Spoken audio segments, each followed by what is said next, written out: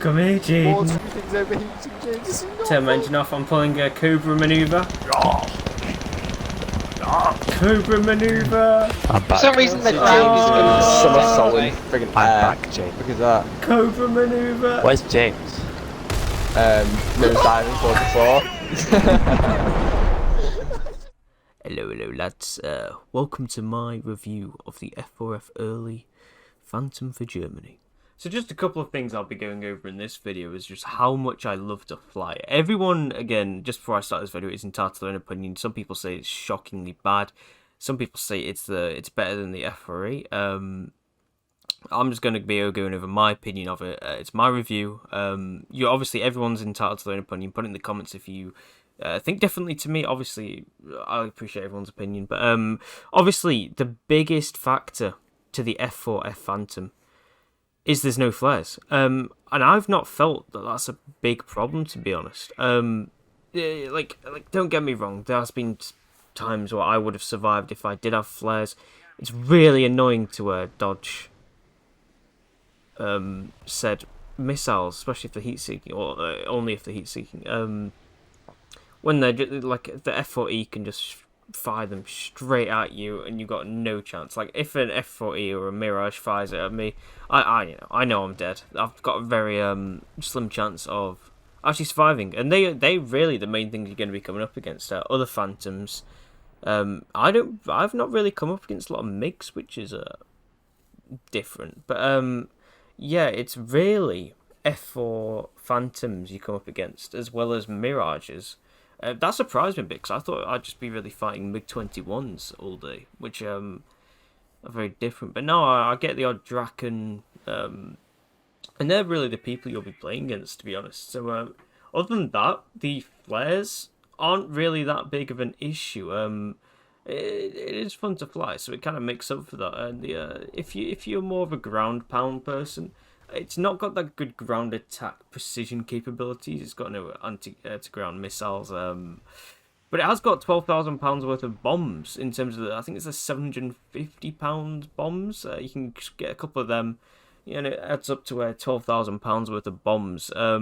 Just the next thing I really wanted to go over was the radar. Now, I presume a lot of people that are going to be playing this Phantom are going to be new, like me, never even touched 10.7 before.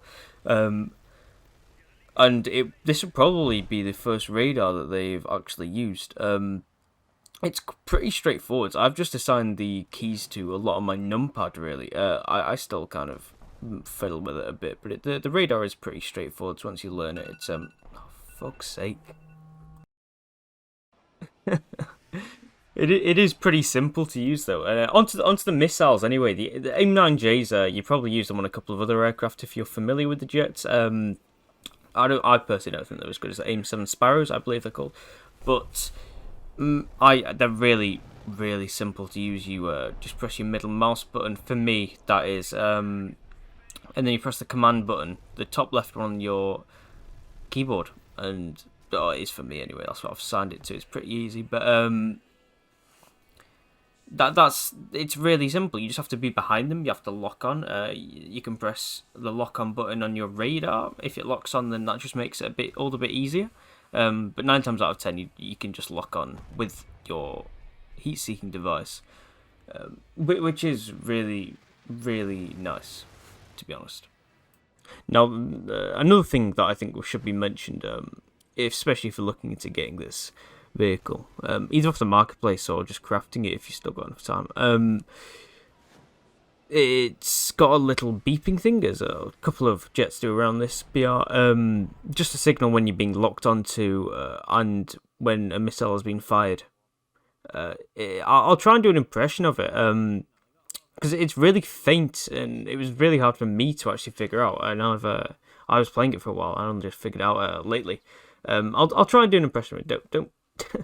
Don't take it seriously. This is just a human trying to make a noise.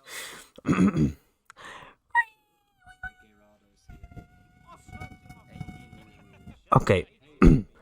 Yeah, that was just ignore that. Just ignore that. That was nothing like what it was. But there is as I said, there's a nice little missile launch thing there to see when a missile's been launched if you're not really paying attention to behind you. and there's also a little beep to say when you're being locked onto. But what's really fucking annoying, you just get teammates locking onto you as you take off. No idea why. So yeah, I kind of like, you kind of tune it out as it becomes just a regular occurrence. But when you're in battle, always be aware of that. Yeah, as you can see, we've got on the screen now. This plane does have a lot of options. It's not got the best air to ground options, in my opinion. It's got some good bombs. You can get some missiles, some rockets even on it if you're a good shot. But I'd much rather have nodes and stuff like that. But as you can see here, anyway, in terms of actually, using what's on your thing, I would really go with, just on the screen now, highlighted the 4 AIM-9J Sidewinders and the 220mm M61 cannons, because those cannons have about 3 or 4 times the amount of ammo that your main one gun has, and also a lot of the fighting you're going to be doing is going to be with your guns. And it seems weird because you've got missiles, but trust me, with your Phantom, you are going to want to use your guns a hell of a lot. Even though they're wing mounted, it really doesn't make a difference. Honestly, because you're going so fast, it really feels good to have those 2 extra cannons. It may make a big difference to your flight characteristics, but honestly, it's so much better to have them than to not have them, in my opinion anyway. But yeah, as you can see there, just from everything, you can have a really wide customization of things, which I think's very useful. Depends, I don't think this is the best air to ground, so you don't think you'd really use it for ground RB, but I guess you could if you wanted to. I mean, guys, overall conclusion. This is my favourite vehicle to fly in the game. It's fast, you can earn RP fast, it's good all around. Also, just one thing to note, it's better at medium altitudes. It's fucking shit if you're dogfighting at like low altitudes. I was playing with my friend in a custom battle yesterday. He was a Stuka. A shit Stuka. 3.3 Stuka, yeah? No, 2.3 battle rating Stuka. And he was wrecking me. He was actually the one I showed in the first clip of the video, but I did kill him. But he because his characteristics, like I wasn't speeding off or anything. That'd be unfair.